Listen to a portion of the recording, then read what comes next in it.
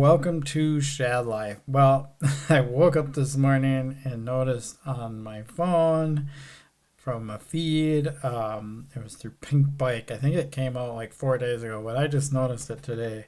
And it's pretty big news. Before I tell you that, let me just tell you a little bit about where I'm at with bikes. Like I think you know if you follow my channel, but I grew up riding BMX and mountain bikes had always felt awkward to me. And now we're in the day and age where I can, really nitpick and find bikes that I like to ride. The Haro Saguaro comes to mind. That's a hardtail, and then of course now I have the Norco Fluid, shorter travel, full suspension bikes that have a lot of agility to them, and what I like to call that kind of more BMXer feel. They're more agile. That you toss them around quite a bit, and they're not these big, long, low, slack bikes. And that's kind of been the trend over the last 5 or so years, as they just keep making them longer, slacker, whatever. And I absolutely don't think that should be the majority of where the mountain bikes should be going. By all means, if you're a downhill rider, I've said this so many times, enduro, whatever, have at it. But for everybody else and in the trail bike category, we just don't need to be going that direction, right? And even in the free ride category, and that's what I'm going to talk about here in a minute when I talk about this announcement. But yeah, I'm pretty excited about this, and I hope it really is what I think it is. Because if you go back about the original bike, it had a concept to it that I just absolutely loved. So anyway, are you in suspense yet, or do you already know what I'm talking about? Maybe you do. All right, let's get to it. So about a month or so ago, Transition was in town, and they were doing demos, so they had a bunch of their bikes. And I rode this one, the Petrol. Why do I sound like I'm talking about fuel, right? Patrol. And I rode this one, and it was a really good feeling bike. It had a little bit longer chain stays than I would like, but I was actually surprised for how long of a travel bike it is, a 160 millimeter, how it felt and how it rode. So what I did is I spent a few minutes in the parking lot pulling up the front wheel and getting used to those longer chain stays. And once I kind of got a feel for it, I went and took it up into the jumps and things like that. We were at Braemar, which is the trails near my house that have a lot of jumps and really good trails. So I was super confident, felt really good on this bike. And I have been looking for a little bit longer travel bike. But this morning I woke up, looked on my phone, and Pink Bike had an article talking about the Transition Bottlerocket. Now, the Bottlerocket, there we go. The Bottlerocket is coming back, and if you've been a mountain biker for a while, especially somebody that came from BMX, you probably know about this bike. This was a big deal when it came out in the 2000s. It was a game changer because in the 2000s, in the early 2000s, I had a Specialized Big Hit. The Big Hit was a bunch of suspension, lots of travel, super heavy. And yeah, it was fun to launch off of stuff and land and whatever, but their agility had nothing to do with what that bike was about. It was really hard to ride and pedal around and things like that. And then you had a shorter travel or hardtails or whatever at the time, and we were still in the day and age where you had longer stems, right, and things like that. And yeah, it was like the Bottlerocket came at a time when a bike like this was really needed, especially for people like me that wanted something that had more of a BMX feel.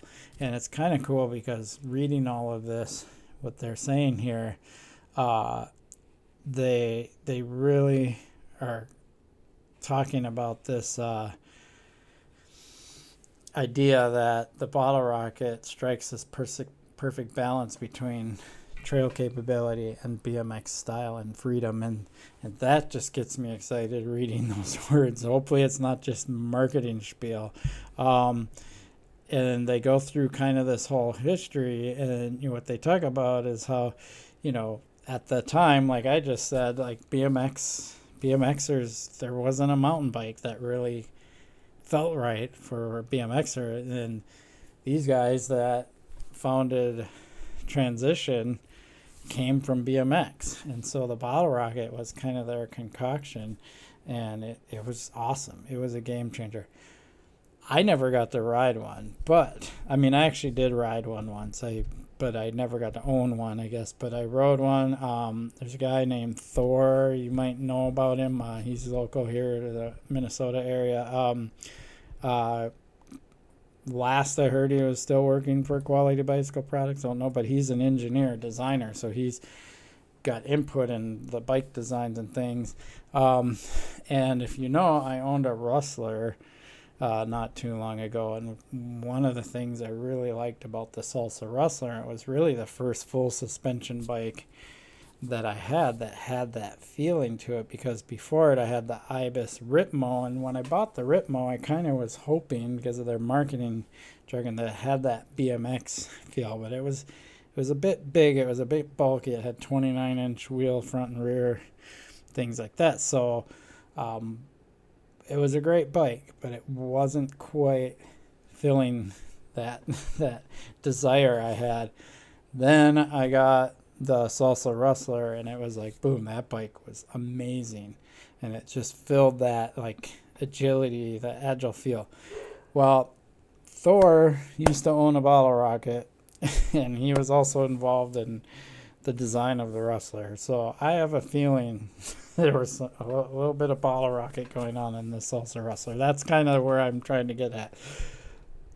That's my hunch. I do not know 100% for sure, but knowing kind of during that time what the evolution of those products was, I'm pretty sure that's the case, that the Rustler became what it was because of Thor and his BMX background and so on.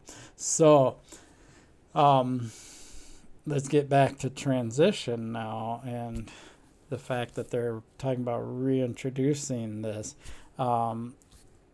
I really am excited about this, because they talk about flow trails, progressive trails that we have today, and how trails have evolved and things like this. You see this guy riding a big wooden berm, things like this, and here's my hope. We'll find out on the 9th. We got 3 days, but my hope is that, regardless of how much travel, I don't know if it's going to be a longer travel bike or like what I have.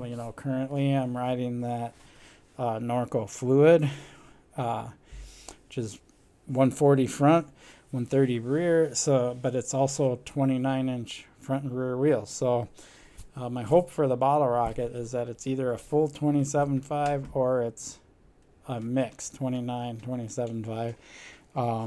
I'm hoping that it's not going this long, low, slack route. I hope it's got a little bit steeper head angle, shorter reaches, shorter chain stays, things like that. Like, I'm really hoping they kind of go in that direction with this bike. I don't know, but the way they're talking here, that's really the only way they can achieve these kinds of things. There's an old video of if you want, I'm going to put this link in the description. You can watch this video of the original Bottlerocket. Here's some pictures of the original one. But, it was a game changer, not going to lie. And, it definitely evolved mountain bikes into a new era. So whether what they come out with is going to be an absolute game changer again, I don't know, because there's a lot of bike brands that now have evolved to making bikes like this. The Canyon makes a Spectral, but then they came out with the Spectral 125, which I owned last year, and their kind of reasoning behind that was, do you need all this suspension? Mostly it's about the geometry, and having less suspension gives you, more pop, more feel. I don't know. I don't know what the Bottlerocket is going to be like when it comes out on the 9th. So I will be doing another video once we know all the details about this. But I can just tell you right now, I'm really excited. I've never owned a Transition, which is kind of a bummer. I mean, it's a bike brand I've always looked up to and cherished, mostly because it is a rider-owned company. And these guys focus on mountain bikes. Like, go look here. You don't see gravel bikes. You don't see road bikes. You don't see commuter bikes. You don't see anything. They are fully about the dirt. And that's what's cool about them, is they're focused on this one task, which means they're really good at it. And after riding that Patrol, I was very impressed. And my friend Jason just got one of their e-bikes. Gosh, it's so hard for me to remember. Was it the Regulator? Yeah, I think it's the Regulator SX is what he got, and he loves it. And he's also a BMX rider, so these guys know how to make bikes that ride good. And so I'm really excited about the reintroduction of the Bottlerocket. It's like 3 days from now, and I can barely wait. It's been a long time since I've been excited about something like this in the bike industry. So, yeah. So when they release this bike, I will do another video and talk about what it is, all the specs, things like that. I actually have no idea, but I'm hopeful that it's what I think it is. And we will find out in a few days. Appreciate your support for my channel. Please like and subscribe. Peace.